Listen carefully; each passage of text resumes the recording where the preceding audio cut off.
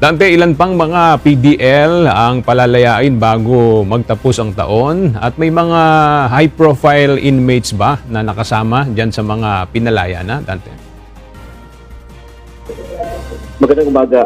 Sa ngayon, wala pa tayong impormasyon dahil na December 30 na. Inaasahan natin ito na yung huling pagpapalaya ngayong taon at wala pa rin tayo nakuhang info kung mayroon bang high-profile inmate na kasama nga sa napalaya. At ngayon ng araw, bago matapos ang 2024, ay muling nagpalaya ang Bureau of Corrections o BUCOR na mga person deprived of liberty mula sa iba't ibang penal colony sa bansa. Kabilang na dito aga ang 152 na galing sa New Bilibid Prison o NBP.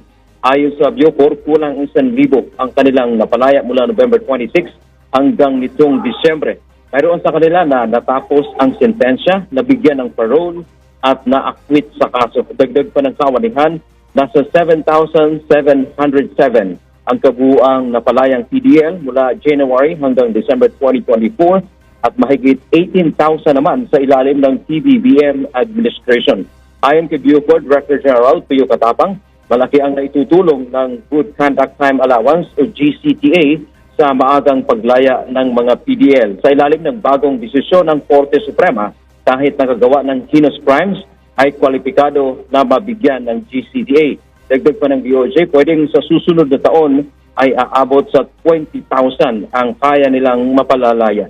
Pagkatapos na makalaya, ay tutulungan naman silang makabalik sa komunidad na kanilang pinanggalingan, mabigyan ng trabaho sa tulong ng Labor Department at iba pang ahensya. Yan lang ating update mula dito sa Manila. Balik sa iyo, Aga.